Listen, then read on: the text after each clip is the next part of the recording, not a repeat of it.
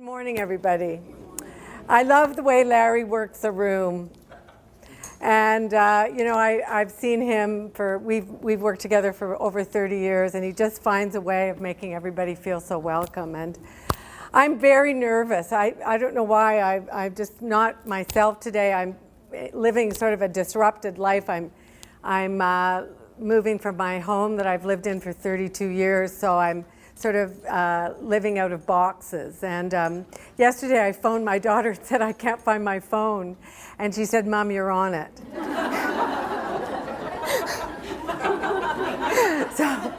So if you see me sort of acting rather strangely, it reminds me, there's a great book called, What's the Number for 911? Sort of reminded me of that.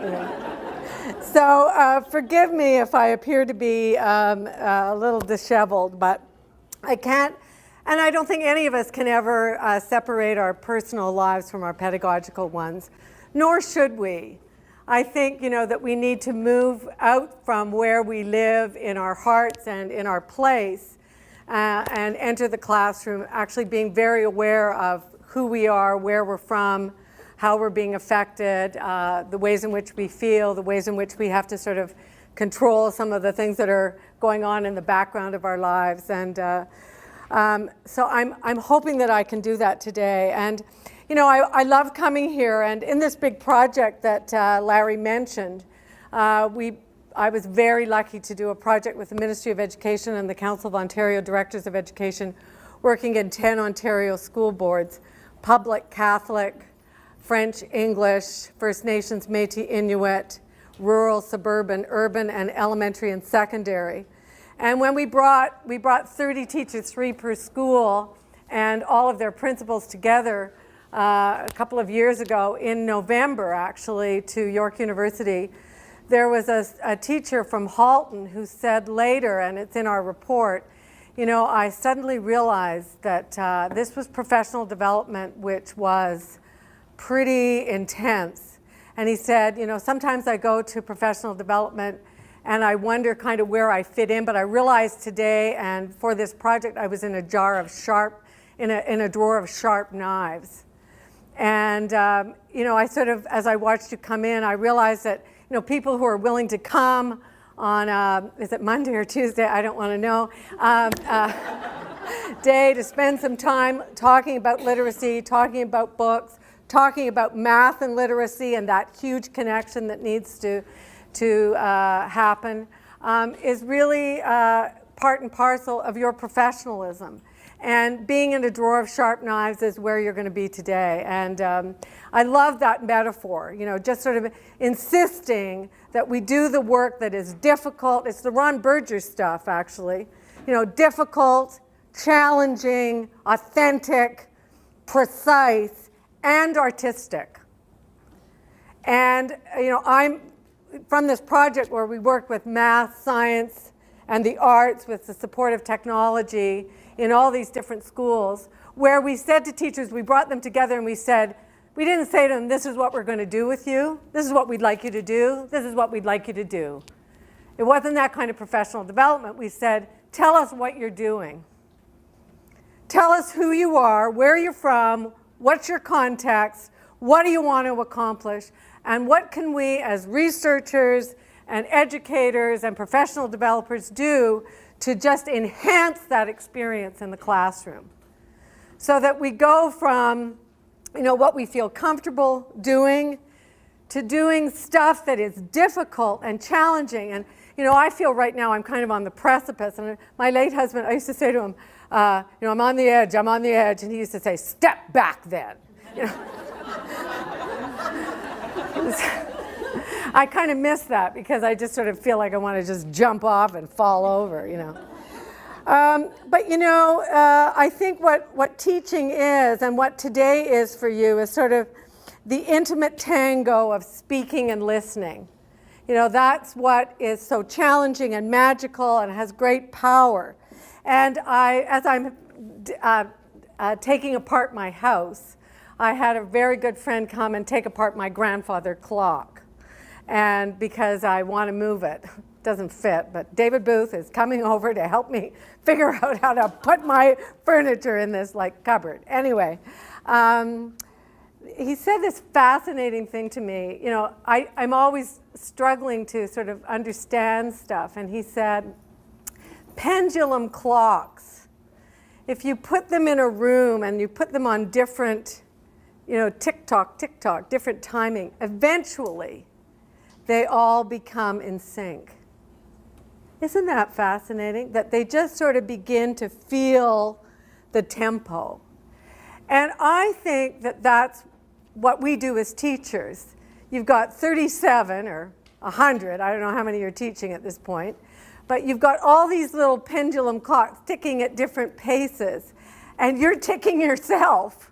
And how do you actually become a group of people in a classroom that is in sync? And one of the things that I've done in this book, Conquering the Crowded Curriculum, is to ask teachers to consider their own location, their own strengths and weaknesses, where they are from, both literally and figuratively, and to develop a pedagogical signature, which for me is, what are the non-negotiables? You know, what do I stand for? What is it that I'm not going to let go? And what is it that I'm going to take in to enhance who I am as teacher? Because the journey's never over. I've been teaching for 42 years. It's never over. It shouldn't be, because you're always we're all writing down Larry's books. You know, we're all listening to information about Carol Dweck, etc. We're all wanting to know. So I'm going to ask you to do one tiny little activity. There's a few coming, but we're going to do one quickly. And what I'd like you to do is to just write your signature on a piece of paper.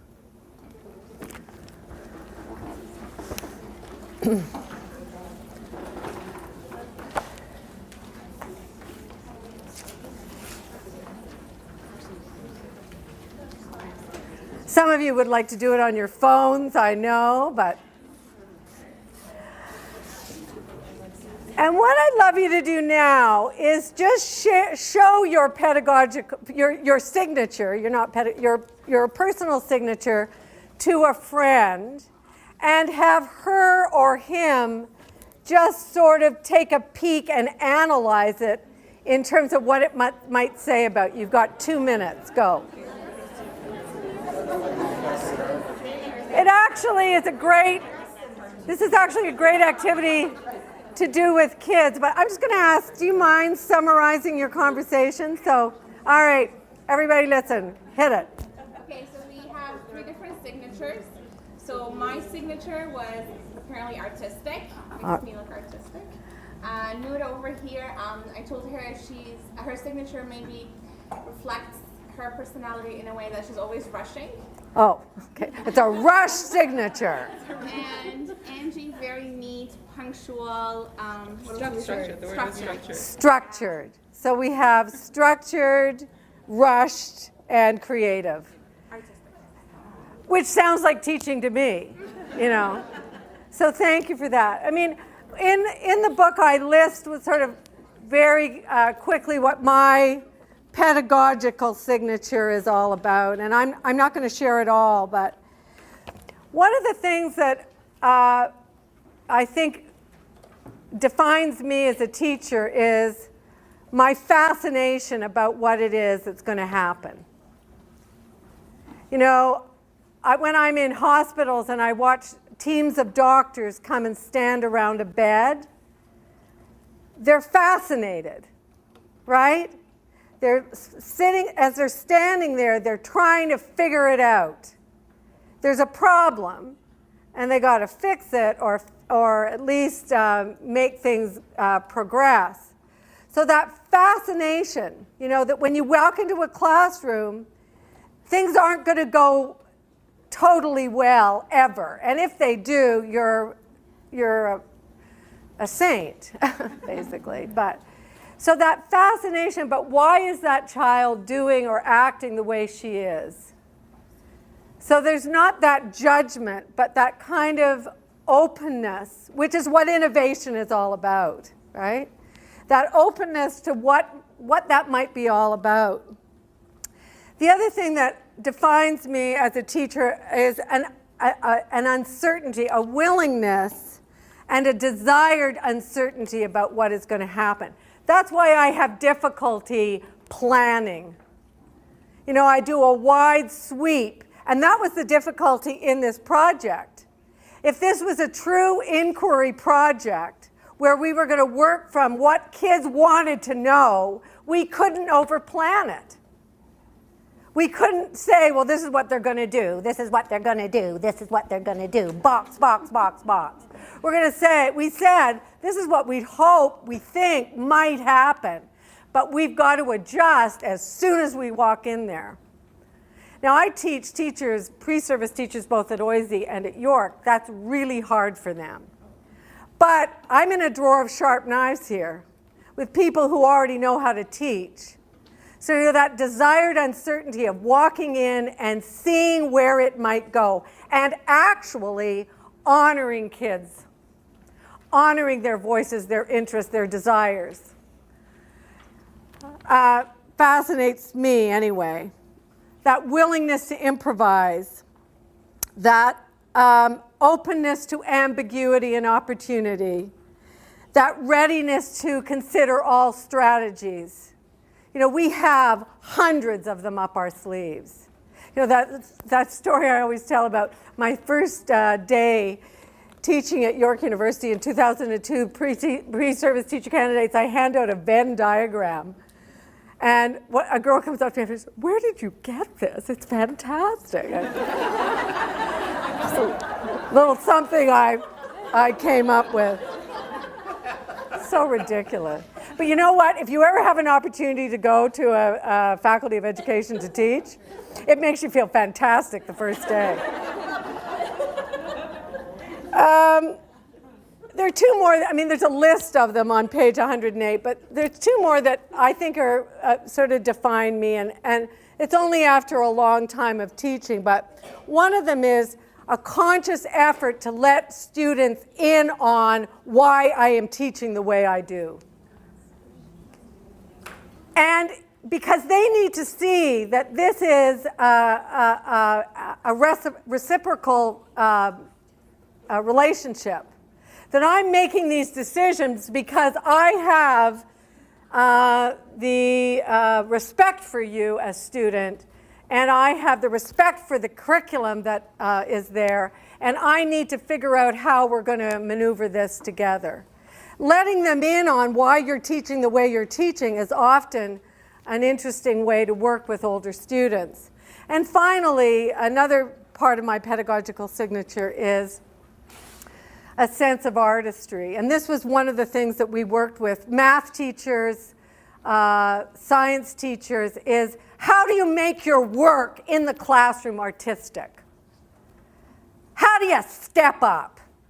Instead of wandering in and doing the same old, how do you arrest the attention of your students? How do you get, are we going to do that thing we did yesterday? You know, I went home, I thought about the way you turned off the lights at that moment. I thought about the way you did. That you are yourself artistic. That you work with the elements of art in your craft. That you know how to end a lesson with a moment of You know how to transition from one thing to the other. Hardest thing for teacher candidates to learn. Don't do it that way. How do you work from here into here, into here, into here? How do you scaffold a lesson so that it's seamless and brilliant? How do you do that? If you are the sharp knives that I think you are, the questions about how you do this, how do you give kids an experience in the classroom beyond what it is they normally get? So they come into your classroom knowing that it's going to be something other than what they normally experience. I know that's a high goal to try and achieve every day, but I'm really interested in figuring this out because I think our kids deserve it. And we deserve it. We need to, Andy Hargraves has that great line, the Julie Andrews curriculum. These are a few of my favorite things. We need to give that up.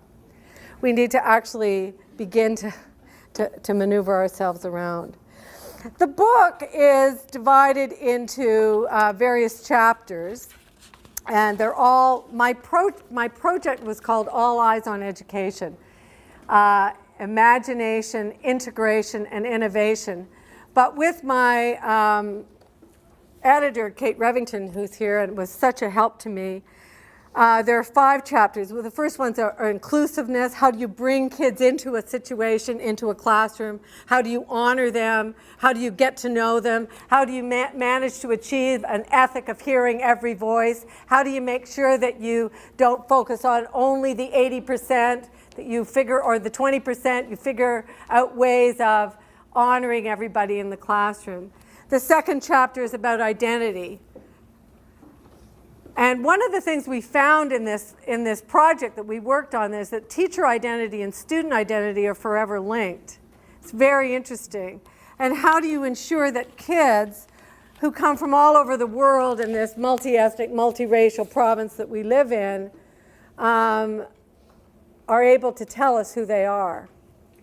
And one of the things that Larry and I do a lot of is work around names. And there's a lot of stuff about how to encourage kids to talk about their names, their histories, their cultures, their identities, their stories, their place, their families, their desires, their worries, etc.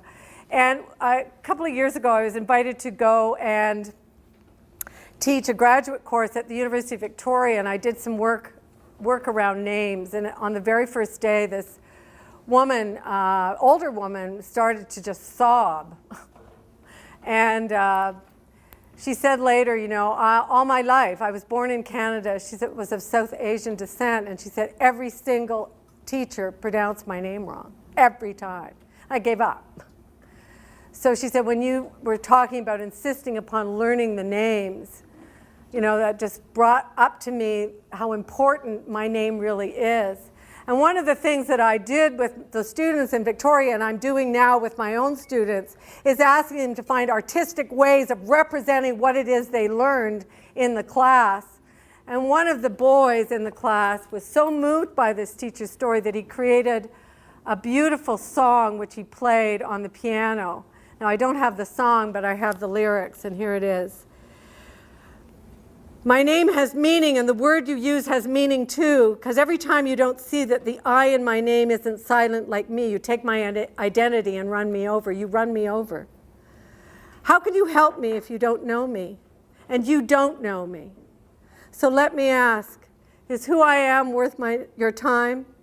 Is who I am worth your time? Then learn my name. Learn my real name. Learn my name. We can start with my name. The next chapter is inquiry, and I've developed in this project different ways of thinking about how to get kids to ask questions that connect to what it is they want to know. And then a section on integration, and the final section on innovation. But I'm just going to ask the people who I gave the yellow cards to stand up. Pre-planned. Here we go. Now, I'm going to ask the rest of you to close your eyes. All right, I'm going to just say, this is history, language arts, drama, and a few other things. Passengers, convicts, sailors, sheep, cattle, chickens, straw, cannonballs, religious supplies, crucifixes, rosaries, bolts of cloth, wooden furniture, dishes, tools, books, paper, spices, flour, oil, wine, passengers' rations, sea biscuits, lard, beans, dried cod and herring, olive oil, butter, mustard, vinegar, fresh water, cider. Making and working with lists. I'm just going to ask you to read your line. These women are cargo just like everything else, and they bring a fair price with them. Captain, somewhere in the mid-Atlantic, July 18, 1663. I think I am pregnant. Now what will happen to me? To us, Catherine, somewhere in the mid-Atlantic, July 18, 1663. My hope lies across the sea. I will make a life worth living. Marguerite, somewhere in the mid-Atlantic, July 18, 1663. As soon as we set sail, I realized what a horrible mistake I had made. Bernadette, somewhere in the mid-Atlantic, July 18, 1663. We try to make them as comfortable as possible, but it is not always easy. Sailor Richard, somewhere in the mid-Atlantic, July 18th, 1663. I did not want to leave you behind. I will never forget you. And Some make it, some don't. They're all here for their own reasons. Sailor Mark, somewhere in the mid-Atlantic, July 18th, 1663. No money, no dowry, no hope. Jean, somewhere in the mid-Atlantic, July 18, 1663. So what I would do, well, there's all sorts of activities that we do with that, but who are speaking, do you think? Some of you who, yes. Right, les filles du roi, the women who were brought over to colonize New France in the 1600s. And it's so interesting, you know, I'm very interested in the stories of these women. I'm a Quebecer, actually, I'm from Montreal, but also about their silent voices. So I've given them their voices. And there's all sorts of activities. There's the Acadian expulsion that is in this, the integration of various and sundry subjects in various and sundry ways.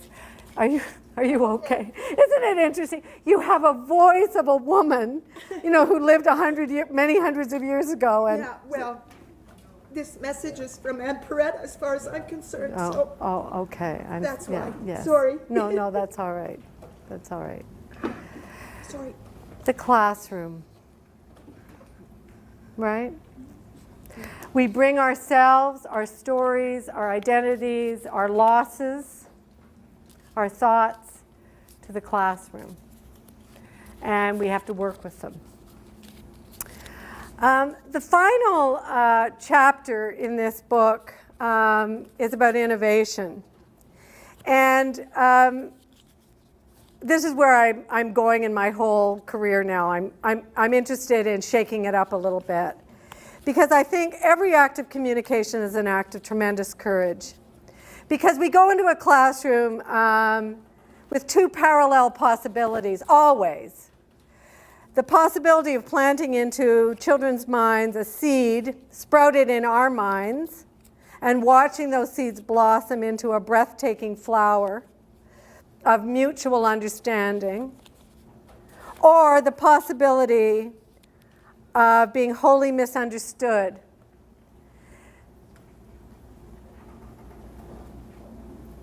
In a jar of sharp knives, you risk. You decide, you say to yourself, I'm on the brink. I can step back or I can move forward. I think what this book is about, and certainly what the project was about, was asking ourselves to do stuff that's difficult. I have to stop, but I'm going to stop by reading, my I've got the wrong book, my absolutely favorite poem that is kind of guiding me now as I work. And I'm at nearly, I won't even tell you how old I am, but anyway. This is Wendell Berry's poem. And this is what I think really innovative, risk-taking, sharp knives teachers do. They go in not knowing. They have a plan. I'm not saying not to plan. I'd be like taken out. But I'm saying you go in not knowing, being open to what lies ahead, being courageous and trying new things out, knowing that things might might touch the hearts of people in ways that are difficult but still important. To honor memory, to honor loss. So I'm going to go out on Wendell Berry's poem called Our Real Work. It may be that when we no longer know what to do, we have come to our real work. And when we no longer know which way to go, we have begun our real journey. The mind that is not baffled is not employed. The impeded stream is the one that sings. A fascination of what can happen, no matter what the context. The bafflement leads us to new awareness in teaching. Thank you very much.